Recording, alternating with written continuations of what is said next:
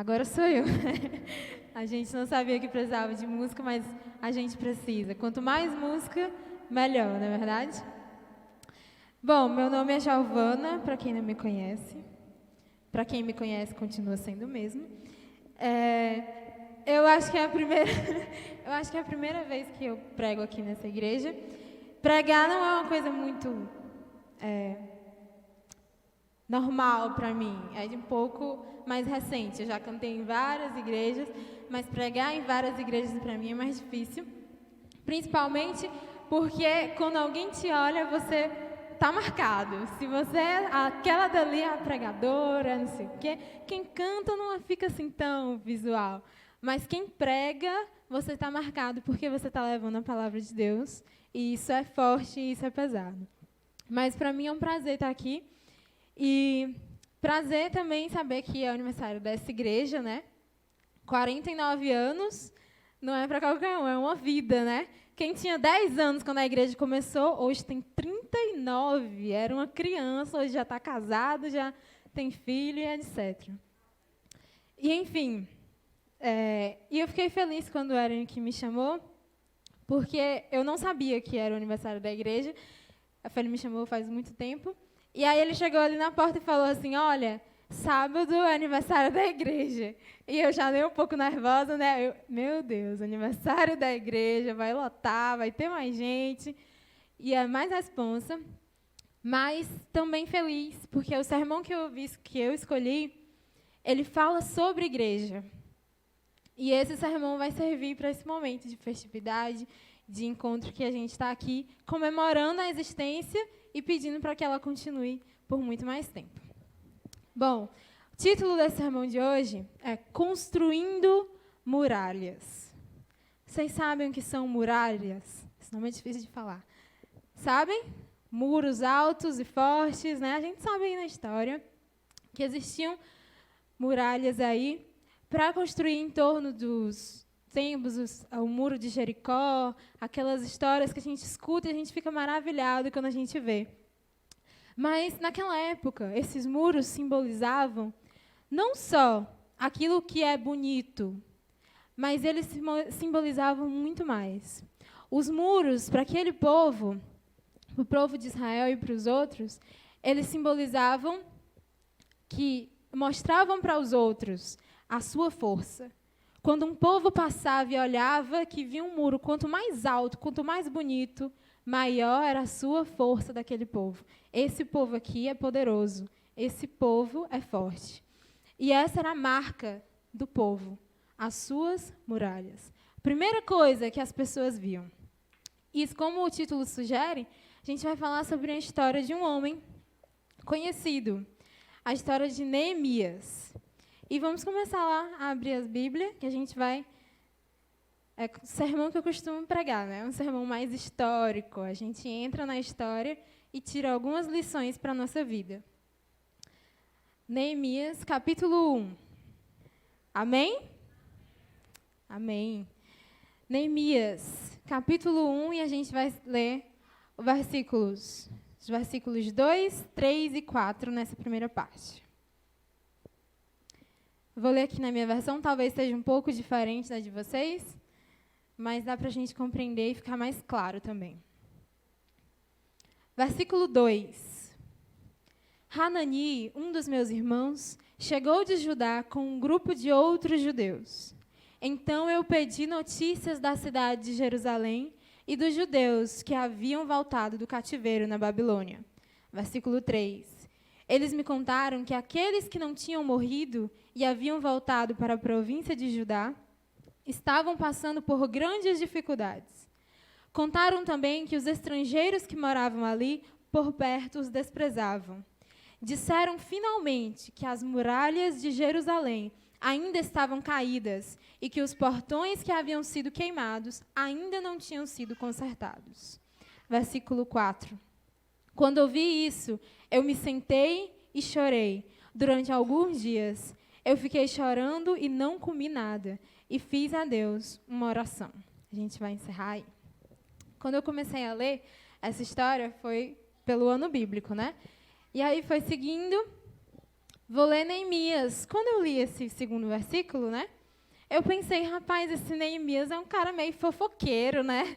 O outro mal chegou, ele já está querendo saber como é que tá e pergunta.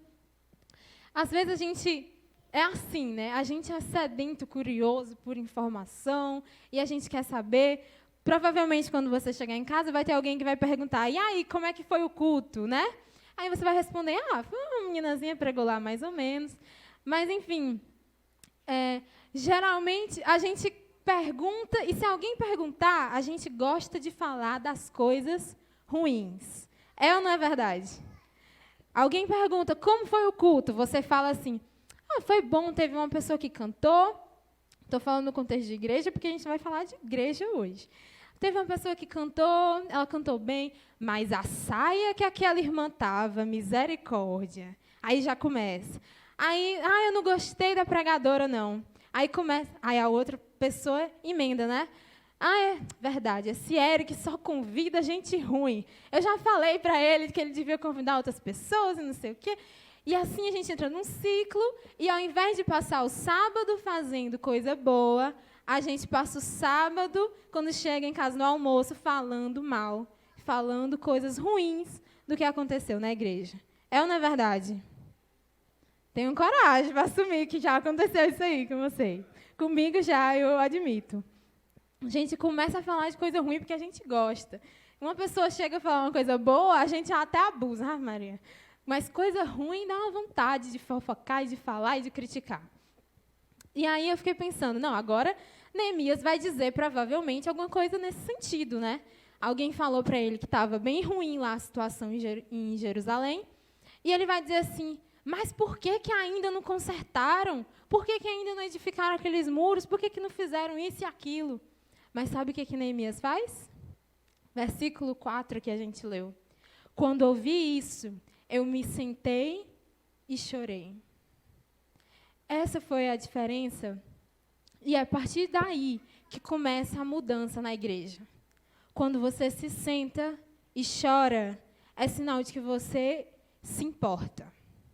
Se um dia você chegou na igreja e você percebeu que que o louvor não foi como você quis, que os irmãos cantaram muito triste, que tinha menos gente do que deveria, que isso, que aquilo, ao invés de reclamar, você tem que se incomodar.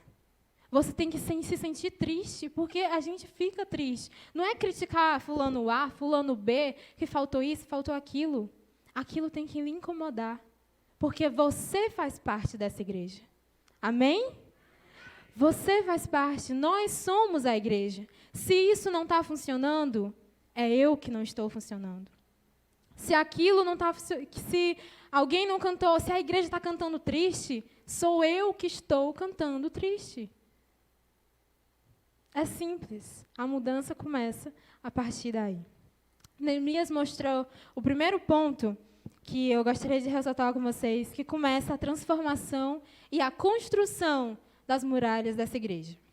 O primeiro passo é ter sensibilidade, é ter empatia, é se colocar no lugar do outro. Neemias estava lá, muito bem vivido, era um copeiro, estava morando com o rei, comia do bom e do melhor. Estava aqui na igreja sentado, assistindo os cultos, estava de boa, estava tranquilo. Mas a situação do povo incomodou ele. Ele estava confortável, mas ele quis fazer algo mais, não só por ele mesmo, mas também pelas outras pessoas. Então, o primeiro passo, sensibilidade. Tenha sensibilidade, tenha empatia. Enxergue isso aqui como sua família, como aquilo que você precisa colocar para frente. E aí, o segundo ponto que Neemias fez, segunda coisa, depois que ele se comoveu, ele fez a Deus uma oração. Que tipo de cristão somos nós se nós queremos resolver os nossos problemas de outra forma que não, senão por oração? Nós queremos resolver, nós vamos ali, fazemos isso, fazemos assado, pesquisamos, vamos na internet. Não, a igreja está fraca porque acho que a gente precisa fazer uns programas e umas coisas. E aquela história do show, né? fazer um show espetacular e convidar as pessoas, mas não é isso. Você precisa, primeiro, orar. Tudo começa a partir daí. Então, até agora, a gente viu coisas íntimas do coração de Neemias. Ele se sentiu incomodado e ele orou a Deus.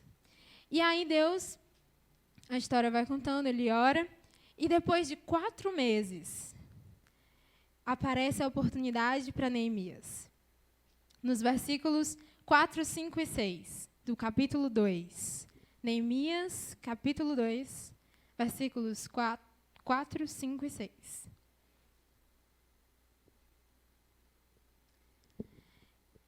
A oportunidade de Neemias apareceu, ele estava lá na presença do rei, e o rei viu que ele estava triste. E aí o rei perguntou, versículo 4, o que é que você quer? E eu orei ao Deus do céu. 5, e depois disse ao rei, se o Senhor está contente comigo e quiser atender um pedido meu, deixe que eu vá para a terra de Judá, a fim de reconstruir a cidade onde os meus antepassados estão sepultados. Verso 6. Aí o rei, tendo a rainha sentada ao seu lado, concordou com o meu pedido. Ele perguntou, quanto tempo eu ficaria fora e quando eu voltaria? E eu disse. Vamos aí, passo a passo, refletindo sobre o que a gente vai aprender agora. São coisas poucas que, se a gente ler rápido, a gente não vê coisa nenhuma, né?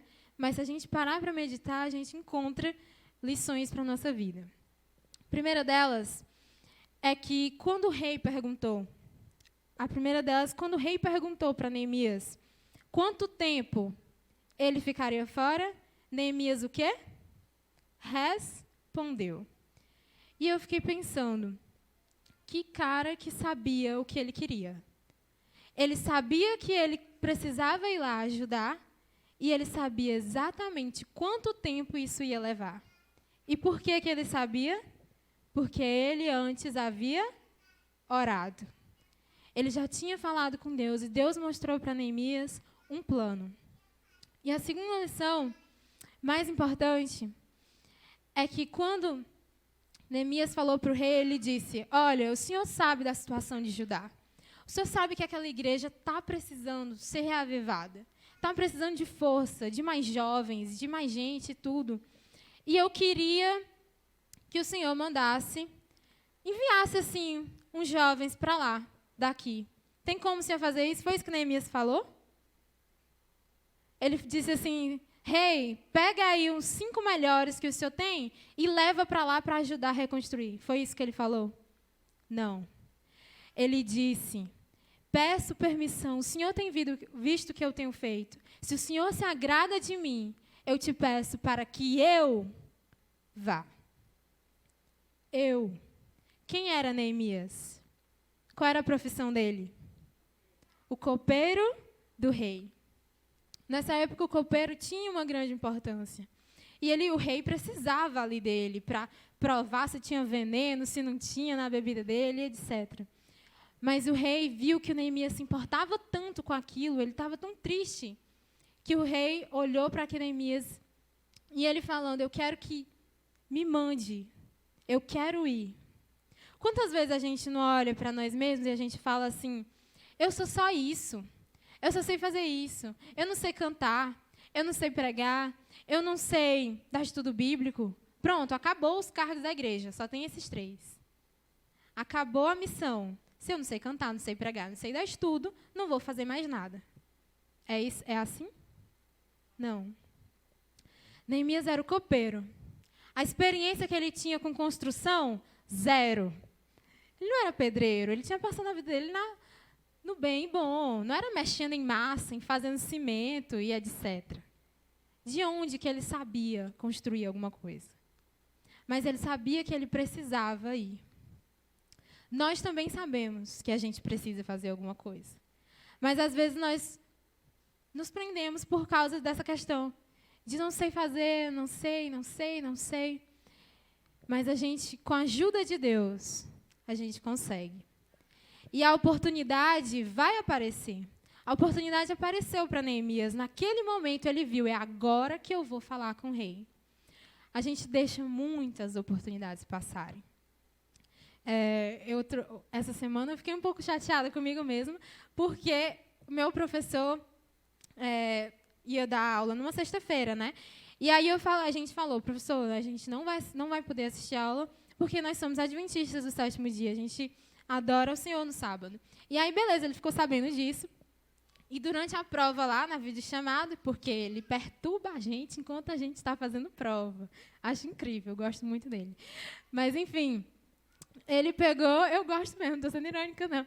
Ele é gente boa. E aí ele pegou e a gente lá, querendo se concentrar, e ele... vocês guardam o sábado? Como é que vocês guardam o sábado, né? Porque papai também guardava o sábado. Papai era judeu e aí ele começou a contar a história dele, né? E falando. E aí, na minha turma, tem eu e mais um colega meu, que somos adventistas. E aí, ele falou com esse colega meu. E o meu colega indicou para mim, opa, é agora que eu vou falar. E aí, o que acontece? Ele perguntando, vocês fazem pão na sexta-feira para comemorar a chegada do sábado, né? E eu, toda empolgada, já ia falar que não era... Falei, na verdade, que a gente não fazia pão asno assim, a gente fazia só na Santa Ceia. Mas que, geralmente, para comemorar o sábado, a gente fazia um culto especial, o pôr do sol na nossa casa. E algumas famílias faziam. E eu falei isso toda feliz. E ninguém me ouviu. E ele não comentou nada. Eu achei muito estranho. Aí eu, gente, como é que o homem pergunta, eu respondo e ele não fala nada. E aí fui falando, ele perguntou outras coisas, e eu respondendo, eu me sentindo super feliz. Quando eu fui perceber, lá no final da prova, depois... que percebi que meu microfone estava desligado. E tudo que eu tinha falado, ele não tinha ouvido. Mas, enfim, eu me senti um pouco triste e chateada, né? Porque perdi a oportunidade de falar com a pessoa que queria. Mas isso, às vezes, acontece escancarado na nossa cara e a gente perde a oportunidade. Um amigo chega para você e fala que a vida está difícil, que isso e aquilo...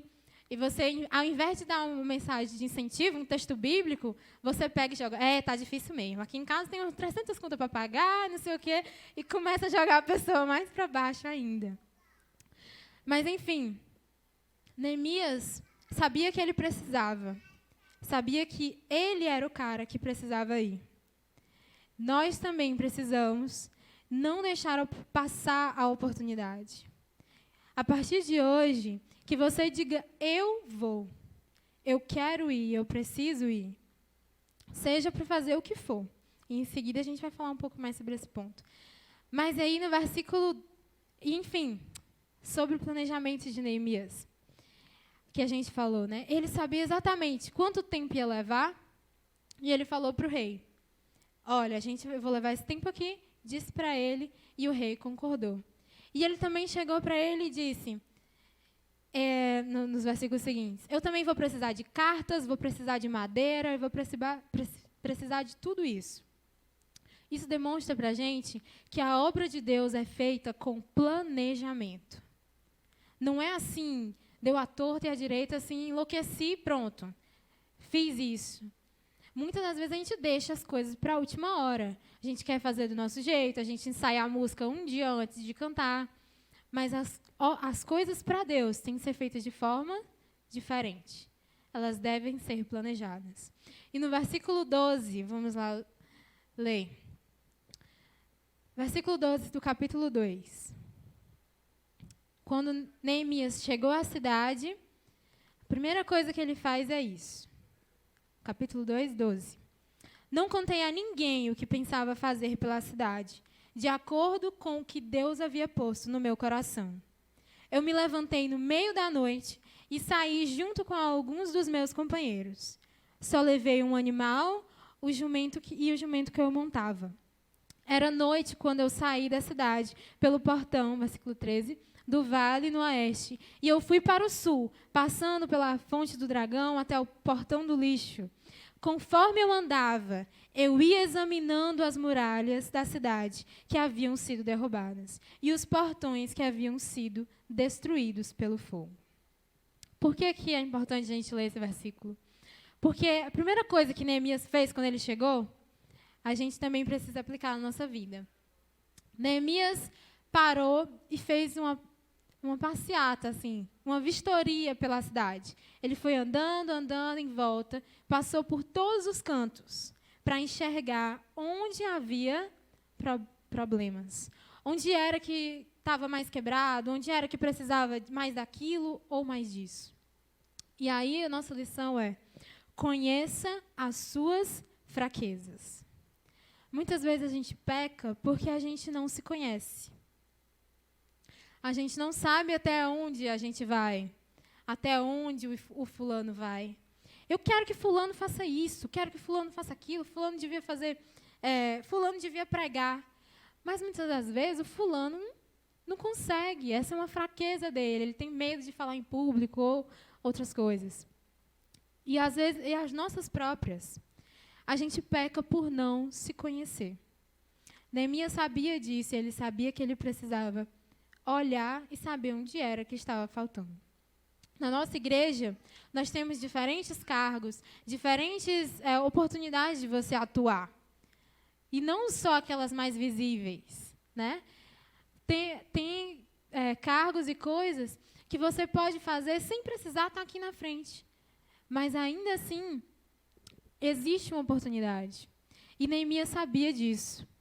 Ele sabia que ele não podia fazer tudo sozinho. Vamos ver aí nos versículos 17, capítulo 2. Versículos 17 e 18. Ele diz: mas aí eu lhes disse, vejam como é difícil a nossa situação. A cidade de Jerusalém está em ruínas e os seus portões foram destruídos. Vamos construir de novo as muralhas da cidade e acabar com essa vergonha. Versículo 18.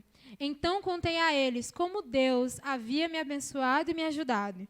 E também contei o que o rei me tinha dito. Eles disseram: vamos começar a reconstrução. E se aprontaram para começar o trabalho. Amém? Amém. Quando eu li isso, percebi que Neemias sabia que ele não podia fazer tudo sozinho. Então ele chegou nos seus irmãos, chegou lá no seu grupo da igreja, ele falou assim: vamos reconstruir essa igreja. Vamos reconstruir a nossa cidade. A gente está passando vergonha, a gente precisa fazer alguma coisa. E ele disse: está tudo destruído. Está tudo quebrado, a muralha lá para não sei aonde não está funcionando, isso tudo está sem assistência. Ele pegou e falou os problemas que existiam naquele lugar. Às vezes a gente se prende só aí, né? A gente chega, se reúne e tal, vai falar, conversar em família, na nossa igreja, a gente para e pensa: não está funcionando isso, não está funcionando aquilo, a gente fala os problemas, alguém dá uma ideia, por exemplo. Gente, vamos fazer uma escola sabatina jovem diferente. Aí vai o líder jovem, pega e fala, né? Vamos cantar a música, sei lá, Em Tuas Mãos. Aí vem o jovem lá: em tuas mãos? Em tuas mãos é muito morta. Não quero cantar em tuas mãos, não. Beleza. Aí o líder jovem pergunta: você tem alguma sugestão? E a pessoa vai dizer o quê? Não tenho não. Só que essa daí é muito morta. Aí alguém fala: não, vamos cantar então Sal da Terra. Ah, não, Sal da Terra não, já abusei. É assim ou não é? Reuniões para resolver alguma coisa sempre tem esse tipo de conflito. Porque a gente trabalha de um modo. A gente critica o outro o tempo todo, mas a gente nunca mostra uma solução.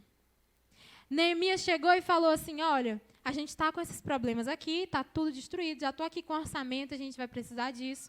Mas aí no versículo 18, olha o que Neemias faz. Então contei a eles como Deus havia me abençoado. E também contei o que o rei tinha me dito. Ou seja, ele chegou para aquelas pessoas: nós temos esses problemas, mas a gente também tem solução. Deus até aqui me ajudou e Ele vai nos ajudar. Amém? O nosso testemunho é o que move a vida das pessoas. Se a gente agir como derrotado, a gente vai ser derrotado. Neemias olhou para trás e ele podia ter dito assim: está muito difícil. está parado tudo, isso aqui vai morrer, vai acabar, nós vamos ser destruídos e não tem mais jeito. Ele podia, depois de tudo que ele viu, da destruição que estava lá, ele podia ter pensado isso. Mas ele se lembrou, sabe do quê?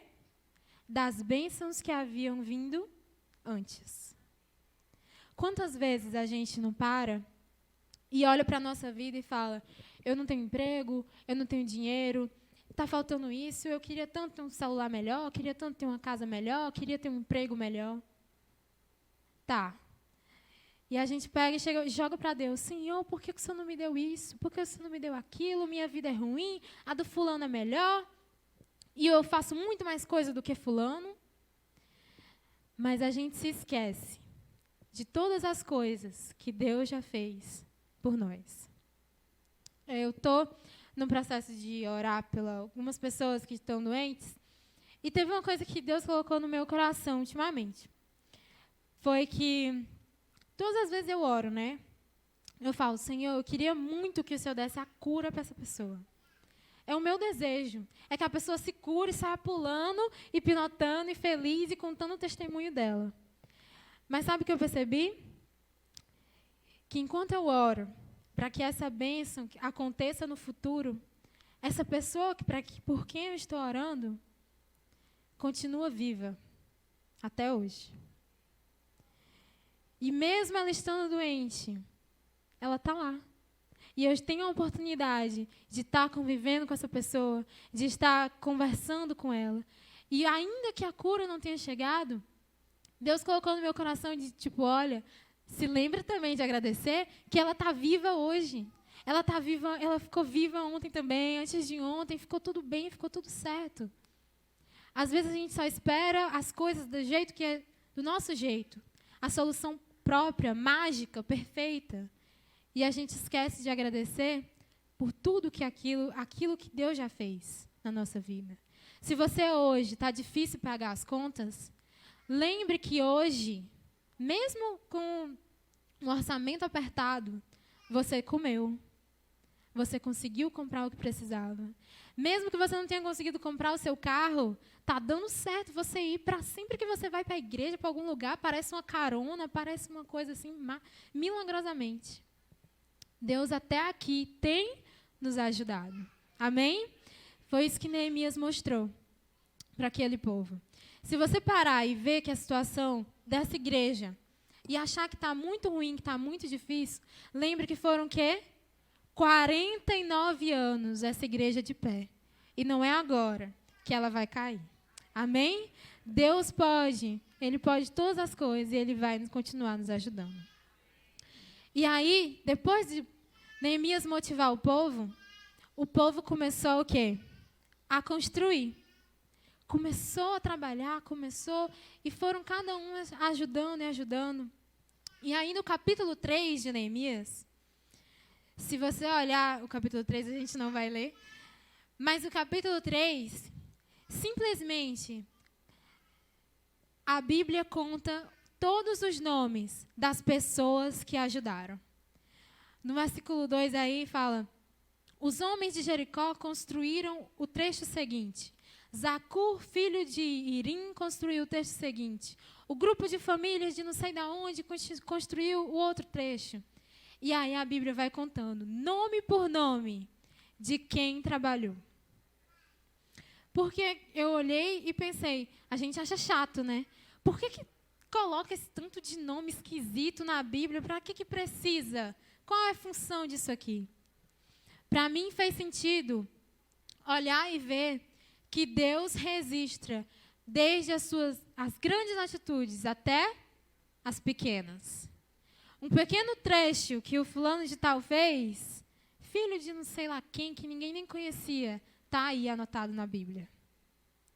Uma coisa que você hoje acha pequena, que você está fazendo, mas não, eu faço isso, mas não é suficiente. Eu faço muito pouco. Não estou ajudando em nada, não estou fazendo nada. Quando, na verdade, Deus se importa com as pequenas coisas que nós fazemos. Deus se importa se você lê um versículo para alguém, se você orou com alguém. O importante, gente, é não ficar parado. O importante é não chegar aqui e só ser esquentador de banco, de igreja, e ficar morto, sem fazer nada, só assistindo e criticando. O mais importante é que, desde as pequenas coisas, a gente trabalhe na causa de Deus. E é assim que as muralhas vão se construindo. É assim que essa igreja vai se fortalecer. E é assim que nós vamos mostrar para os outros aquilo que Deus tem preparado, aquilo que Deus já fez em nossa vida. Amém? A gente está acabando. E aí, depois de tudo isso, de as pessoas estarem animadas lá para construir, começa a aparecer uma coisa muito comum na nossa vida.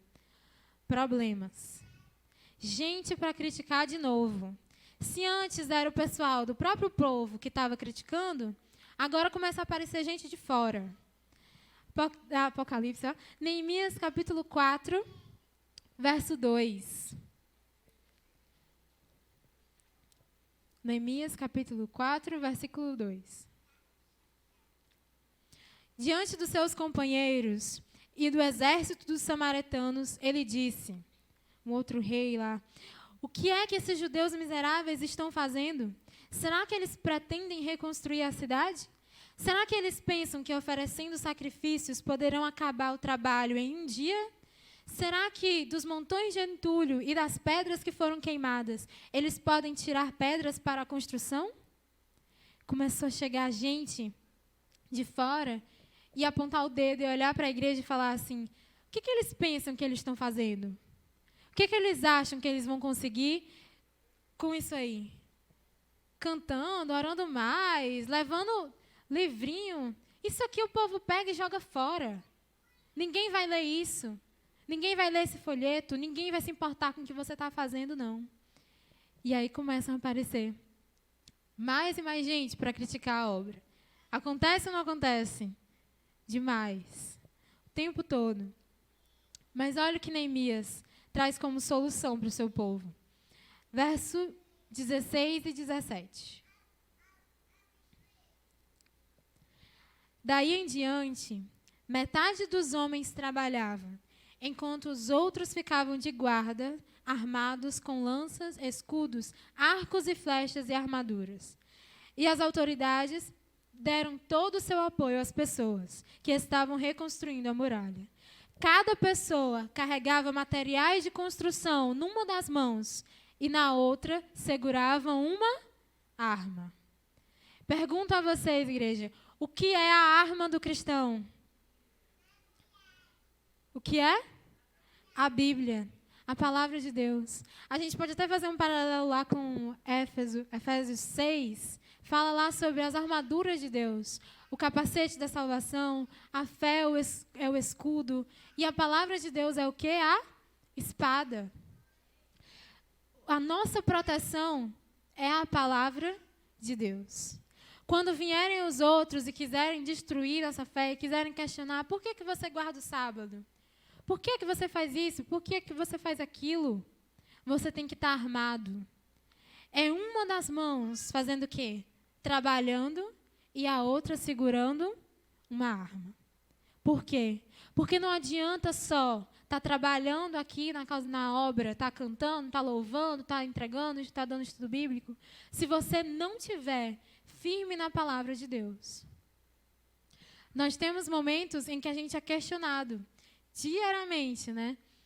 Esse meu mesmo professor, maravilhoso, ele me questionou, chegou na aula a falar que o Espírito Santo era o dogma da igreja. Espírito Santo é o dogma da igreja, que é uma mentira, que só existe Deus Pai e Deus Filho. Não existe esse negócio de Espírito Santo. Aí, ele começou a falar que o Deus Pai e Deus Filho estava bem claro na Bíblia, mas que o Espírito Santo não estava. E eu falei assim, meu Deus, minha igreja acredita, Deus Pai, Deus Filho, Deus Espírito Santo. Mas onde é que está os textos mesmo? Porque eu nunca tinha pesquisado. Nunca tinha procurado saber mais, eu sei que é um assunto difícil, mas nunca tinha tentado entender. E aí foi depois dessa aula, foi assistir uns 4 sermões do Rodrigo Silva, peguei texto da Bíblia de não sei de onde, mais texto e mais texto. E hoje estão tudo aqui anotado, de um jeito muito confuso, mas estão. Porque eu precisava disso. Eu precisava ter alguém me criticando e falando assim, olha, por que você acredita nisso? Para que eu fosse lá, buscar, anotar e ter certeza de que não, está certo o que eu estou fazendo. Não estou fazendo isso aqui porque o pastor tal falou. Estou fazendo isso aqui porque está na Bíblia, na palavra de Deus. Então, as nossas armas são o nosso maior escudo, a forma como a gente vai conseguir se segurar trabalhando é através da palavra de Deus. E por fim, depois que Neemias fez tudo isso, vocês lembram lá, começou com o quê? Com trabalho interno. Lá no coração de Neemias, ele sentiu que a igreja, que aquela muralha precisava ser reconstruída. E vai começar hoje aqui da mesma forma. No nosso coração, a gente precisa sentir que a gente precisa fazer mais pela causa de Deus e por essa igreja. Começa a partir daí. Depois, vem o que? A oração. Depois da oração, você vai dizer, eu vou. Não é um fulano de tal, não. Quem é que vai? Eu. Diga agora. Quem é que vai? Eu. Que você coloque isso no seu dia. Quem vai resolver é você. Você e quem? E Deus. Você já orou e agora Ele vai te guiar. Por fim, Neemias chamou as pessoas, mas ele apresentou os problemas e apresentou uma solução. Mostre a solução para as pessoas. Através de Deus você pode fazer isso. E depois continua, esteja sempre o quê? Armado. E qual é a nossa arma? A Bíblia, a palavra de Deus. Esteja ciente daquilo que você está fazendo. Se baseia nisso daqui. E por fim, a história de Neemias vai terminar. E a história daquele povo vai ser mudada por conta de Neemias. O versículo final está lá em Neemias capítulo 6. Neemias capítulo 6, versículo 15 e 16.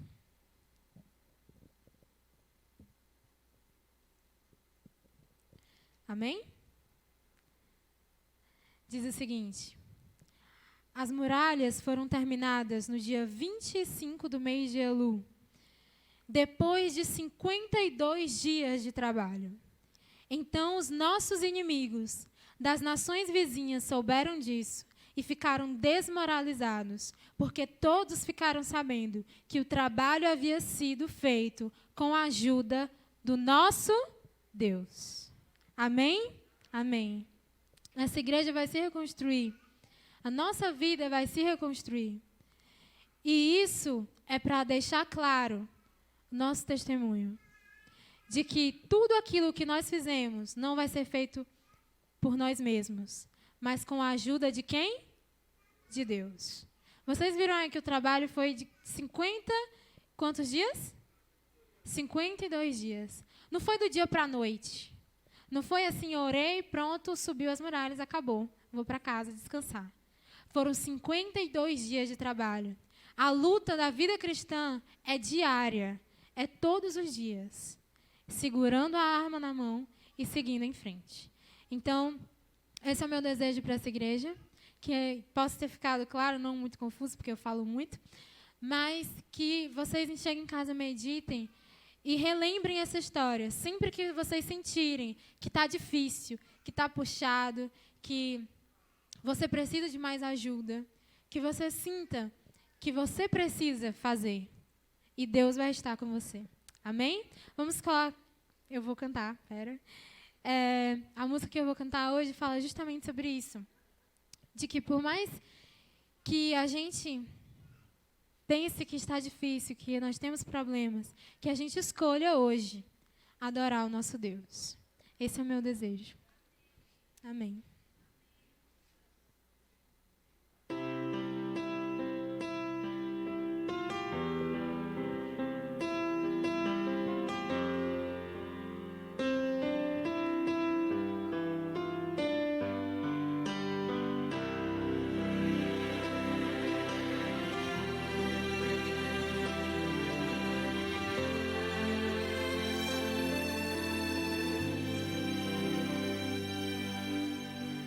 fácil adorar quando a sua vida é o reflexo de um vencedor.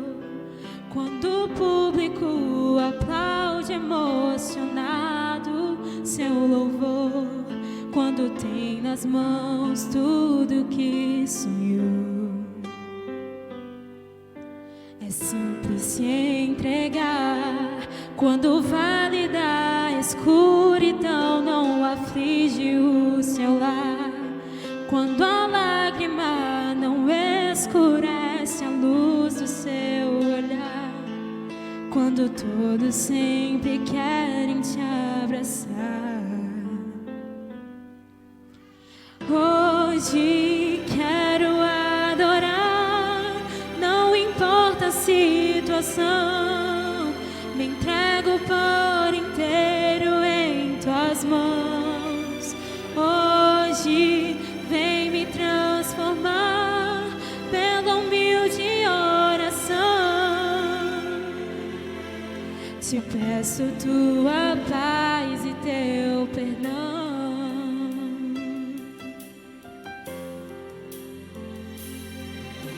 É fácil adorar quando a sua vida é o reflexo de um vencedor.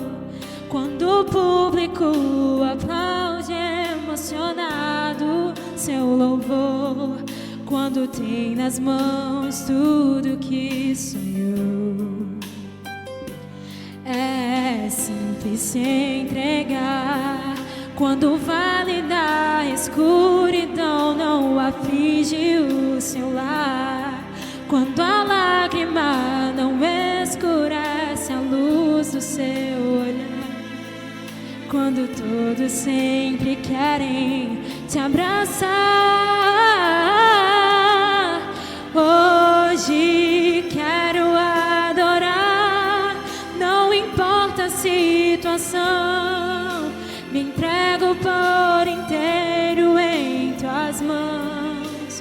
Hoje vem me transformar pela humilde oração. Te peço tua paz e teu perdão. Como um cego anseia a luz, eu quero ver brilhar a tua glória em teu altar. Perante tua presença, não saio sem sentir o toque do eterno amor em mim.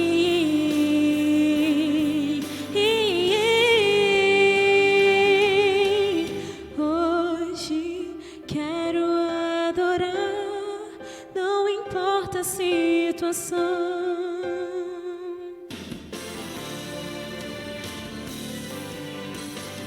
Hoje vem me transformar pela humilde oração. Te peço tua paz e teu perdão.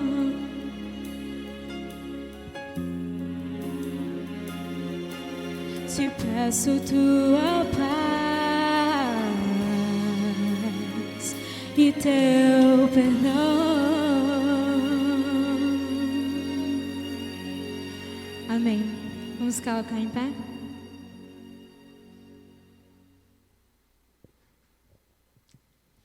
Oremos.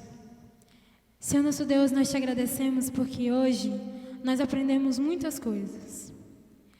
Mas nós te pedimos que, se pelo menos uma ficar em nosso coração, que seja, Deus, o desejo de trabalhar na tua obra. Nós sabemos que essa igreja não são essas paredes, e sim cada um de nós. E nós te pedimos, ó Deus, para que o Senhor possa dar mais 49 anos e muito mais até a tua grande volta, para que ela continue firme, para que nós continuemos firmes na tua palavra. Que o Senhor esteja conosco, nos guie para casa em paz e com o desejo de te adorar e não de sair falando mal daquilo que está funcionando errado, mas sim com o desejo de que nós podemos ser usados e nós somos a mudança. Que o Senhor esteja com cada um de nós, em nome de Jesus. Amém.